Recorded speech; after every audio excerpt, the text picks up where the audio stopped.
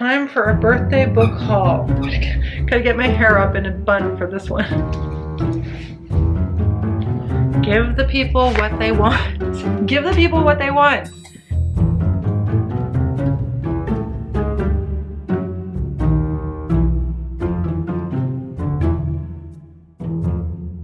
Hi everyone, it's me, Jess. Welcome back to my channel. I think I have some new subscribers. Sorry for the funny light, the way the light's coming in this afternoon in this attention-seeking animal. This is Granola, my dog, in case you're new. I'm just hopping on. I know there's a weird sun thing going on. I apologize. I am just going to talk about some books that I got for my birthday. Some were gifted to me and some I got for myself. This was voted on by the viewers. I'm pretty stoked about my reading vlog, which is clearly a pet project. It's clearly a labor of love because I think it got the least votes. So one of the goals that I had this year was to read more short story collections. In that vein, I decided to pick this up. It's kind of a cool cover. It's Tove Ditlevsen's The Trouble with Happiness and Other Stories. So I had read last year Childhood Youth Dependency, which is kind of feels a bit like it's fiction, but it's a memoir. I really thought it was really good. She's a Danish author, so it's translated from the Danish. And this is a set of short stories. I think they're brief and devastating. Just my kind of thing. And then this is so weird. I thought I got a new copy of this book, but it's clearly not. It's used. It's in fact a library copy of a book that I've been curious about for some time. Fly on the Wall by Lockhart. And actually, I've heard Ariel Bissett talk a lot about this book. She's promoted a lot. It's a YA novel, and it's about a girl named Gretchen Yee. She wishes that she could be a fly on the wall in the boys' locker room just to learn about the guys. That wish comes true, and it's supposed to be not maybe a retelling of Franz Kafka's The Metamorphosis, or maybe just inspired by Franz Kafka's The Metamorphosis. So I thought it might be kind of interesting to do a reading vlog of this book and read The Metamorphosis at the same time. I thought that was a project that I had in mind. So I ended up ordering this book. And I thought I was getting a new version. This one even has like an ink stain on it. But I'm going to embrace the mistake. Embrace the imperfection. I bought a couple of books for myself. Where to start? I have a couple of books that are actually coming in the mail from Blackwell's that I just ordered for myself as well. But I guess I'll talk about those another time. I mean, I've been reading a lot of down books. Low books. Like I just finished the vlog of Women Talking and Sarah Polley's memoir, so I kind of wanted to pick up some maybe more light-hearted or less serious books, which is exactly what I did. Really good, actually. I love this cover. It's cute. I picked this up. It's written by one of the writers from the television program Schitt's Creek, and apparently it's funny. Light and funny. There was a lot of buzz about it leading up to the Women's Prize, so I decided to pick it up just because I think I need some antidote, a little bit of a balance between the miserable, and considering there's a readathon coming up called Misery May, I know I'm going to be reading a lot of miserable books. I think I just want to indulge a little bit in something a little bit light. I don't know. I hate to break the mold of the misery club. But another one that I picked up that had been, some of these people have been talking about them ahead of the Women's Prize, and that's why I know about them and got curious about them. This is The Latecomer. This also kind of feels a bit more like family drama, gossipy, soapy. It's about a New York City-based family who there are triplets in the family who were born due to IVF, the mother getting IVF, the family's mother getting IVF treatments, and then a fourth child is born. Yeah, actually after the triplets leave for college, the mother decides to have a fourth child, and the family is sort of fracturing, and the couple is having problems, and it's about what happens when the latecomer, the fourth child, is born. It says a complex novel that builds slowly and deliberately. The Latecomer touches on the topics of grief, guilt, generational trauma, privilege, and race, traditions, and religion. There's a lot going on there. Maybe it's not so light. I guess I'm going to find out. This, I don't know, it just appealed to me when it was, I can't remember which booktuber was talking about it, but it just really appealed to me when they were speaking about it. Also picked up The Candy House by Jennifer Egan, which I think is supposed to be a continuation of The Goon Squad, but I read The Goon Squad such a long time ago that I don't remember it very well, so I might have to return to it in order to appreciate this. But it's about a tech bouton. Oh, my pronunciations of names is being challenged today. It might be because I hit my head. I always have problems with names, but it seems worse now. So this is about the tech world and about the impact of technology on us. And it has to do with an app or a new technology that's invented where you can own your unconscious, and it allows you to access every memory that you've ever had and to share your memories and access others, which isn't that far off from things like Instagram or Facebook, like sharing memories with you from years ago, which it always freaks me out when that happens. So I think this could be entertaining, interesting, thought-provoking. So I'm excited about that one. I also picked up Case Study by Graeme, Macrae, Burnet. I know that this was listed, I don't know if it was long listed or short listed for the Booker Prize. And I just picked this up because I read the back of it in the store and it sounded good to me. It's set in London in 1965. It's about this woman who's investigating the suicide of her sister, and she thinks the psychotherapist is responsible for her sister's death. Yeah, so she goes undercover and she tries to find out what happened. This might be my next. Look at this cool cover. Look how there's a face in the... That is an amazing cover. Anyway, I don't buy books just because of their covers, I swear. I actually didn't even realize that until I saw it in the viewfinder that you could see the face. That is so cool. Then I just recently finished Trespasses, which made me think, oh, I'd like to read some more Irish fiction. So I picked up Tennis Lessons by Susannah Dickey, which I have not read and I don't know too much about. Yeah, so... I don't know anything about it, actually. It just says incredibly funny, charming, and disgusting. And I loved it. I mean, that's what it says on the front. So I don't know who Nell Frizzell is. I guess I need to figure out who Nell Frizzell is. This, I think, could be interesting. A raw, fierce, shockingly honest coming-of-age story. Cool. I picked up The Marriage Portrait. Well, I ordered The Marriage Portrait from Book Depository and I'm very excited to get to this. I think everybody knows what this is about. It's about Italian woman, Lucrezia, who is married at 16 years old and she believes that her husband is trying to kill her.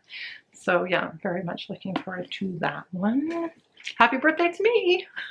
Happy birthday to you, to me. So I haven't read any Claire-Louise Bennett, but this novel looked really interesting. Check out 19. I don't remember who I saw speaking about it, but it's about a woman who works as a checkout clerk in a grocery store. And what happens? I don't know what this is about. It's a coming of age story, I guess. Quite a few coming of age stories. I guess I have it on my mind these days. I don't know. I don't know what this is about. If you know what it's about, tell me. Why did I pick that one up? Someone was talking about it and I got excited seeing them talk. This is what happens to me. I get excited about seeing people talk about books and then I don't remember what they're about. But I'm going to find out eventually. If an Egyptian cannot speak English. Oh, I've heard so many good things about this. Noor Naga? Hope I'm saying her name correctly. She's an Alexandrian writer. It's set in post-Arab Spring Cairo. Two unnamed characters meet and fall in love. Okay, that's all I need to read from the back. That's all I need to know. I've heard really good things about this and I had to get it. I'm gonna read it. Sounds really good. A love story. A love story. We all like a good love story. Then I visited one of my go-to bookstores in Montreal called Librairie St. Henry Books. And I picked up an Emily St. John Mandel because I just finished Sea of Tranquility. And even though Sea of Tranquility, I'll talk about it in my second part 2 of my wrap up, which will be coming soon. But even though Sea of Tranquility wasn't as fantastic for me as Station 11 or even The Glass Hotel, which I really like, I still enjoyed her writing. I still think she's brilliant, and I wanted to read more of her back catalog. So I picked up Last Night in Montreal, and I think, you know, it's set in Montreal, so I think that it could be really fun. And I think it's about her discovering things about her past, the main character. So I'm looking forward to that one. I picked up Hotline, which I just got really excited for. I'd seen it in the stores several times, but I think it was really after watching, not so much after watching Canada Reads, but after watching Jolene talk about it on her channel at Bookworm Adventure Girl, that and just reading the back, it just sounds really good, and it's set in Montreal as well. I don't know, I think it's going to be fun to read these books that are set in Montreal because I live in Montreal, so I really enjoy that. I enjoyed that with all the Mordecai Richlers, like with St. Urban's Horseman, and what was the other one that he wrote? Why can't I think of it right now? Oh, maybe because I have a concussion. By Dimitri Nasrallah. It's about an immigrant, Muna Haddad, who moves to Montreal after escaping Lebanon's civil war in 1986. So it's set in 1986. And she works in a call center, and she takes calls from people who are responding to ads they see on TV about weight loss, a hotline for a weight loss center. And it just seems juicy and good and interesting, and I'm actually really looking forward to reading it. I mean, I'm looking forward to reading all of these books, but this one especially, I'll probably move it up my TBR just to balance out some of the misery that I'm going to be reading in Misery May. Now, for Misery May, I picked, and because it's a Asian readathon with Cindy's channel, she does a readathon. She started a readathon I don't know how long ago, where May is the month to read Asian authors, and I haven't gotten around to crying in H-Mart yet, so I picked up a copy of it. I saw it at the St. Henry bookstore and had to pick it up because I've heard that it's really good, it's really sad, it's called Crying in H-Mart, and it's a memoir. She's the indie rock musician known as Japanese Breakfast. It's a coming of age story, a Syrian coming of age story. So yeah, I really want to read this, and I think that it will make me cry, and it will work for some of the one of the prompts, the miserable prompt for May Misery, and among other titles that I have on my bookshelves. But I've been wanting to read it for some time, and I'm really glad that I got a copy. And I really like the red copy rather than I think the other one was yellow. Okay, so those are the books I purchased for myself, and then I was very kindly gifted a couple of books on my birthday. The first one is Virginia Woolf's The Years in this beautiful vintage classic edition. It's very, very pretty. Very pretty. I have only read Orlando by Virginia Woolf and loved. I also was given this beautiful copy of A Room of One's Own, not at this birthday, but another. It's one of those editions that's hardcover that comes in its own case, and I can't get it out of its case right now, but it comes in its own case. It's really pretty. Sorry, the sun is setting. It's kind of getting in my way, but at least Nola's being good. It's like, I can't battle the sun and the dog, right? So this follows the lives of a large middle-class London family from an uncertain spring in 1880 to a party on a summer evening in the 1930s. And it says, we see them each endure and remember heartbreak, loss, radical change, and stifling conformity, marriage, and regret. It was written in 1937, and this was the most popular of Virginia Woolf's books during her lifetime. So I'm kind of intrigued.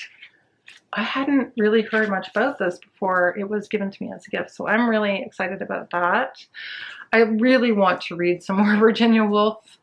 She's an author that I just feel that I haven't really read enough of. I need to read more of her work. And then the last book that I'm going to talk about is Signs Preceding the End of the World by Yuri Herrera, translated by Lisa Dillman.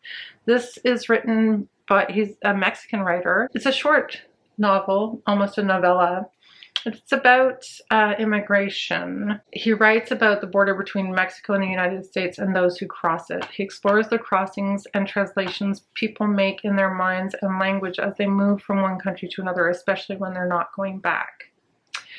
Traversing this lonely territory is Makina, a young woman who knows only too well how to survive in a violent macho world. Leaving behind her life in Mexico, she's smuggled into the US, carrying a pair of secret messages, one from her mother and one from the Mexican underworld. Apparently, this was a gift, and my daughter gave it to me, and she told me that it's just it's really excellent in terms of a man being able to write a woman's perspective. So I'm really looking forward to reading this, especially on her recommendation. I think it could be really great. So that's my birthday pile. It's quite the pile, and glad I was able to hop on and film a video finally. Sorry it's not a little bit more organized, but it was kind of a last minute decision. And thanks everyone who checked out the community page and voted. I was actually in a state of indecision about what I should film, so I really appreciate that. And I'm almost finished filming the vlog. I finished reading Women Talking, but I'll wait to leave my thoughts there for the vlog, and I'll try to get that up soon. And the second part of my March wrap up should be coming as well sometime soon. Also, just a quick note, there's a couple of people who've tagged me in different things, and just if you're watching, I thank you so much for tagging me, and I'm gonna get to those tags soon. It's so exciting to be in the community and to be recognized by other people in the community and to have people talking about my channel. I just appreciate it so much. If you're new, thanks for being here. I hope you've subscribed and hit that like button and stick around, chat with me in the comments. I'll look forward to it. Take care. Bye.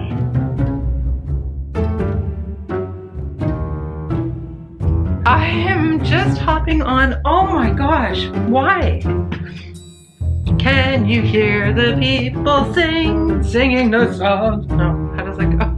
Oh, I have Les Mis on my mind because of Misery May. But I think it's a memoir, isn't it? God, is it? And I've been reading, oh, it is a memoir. It's a memoir.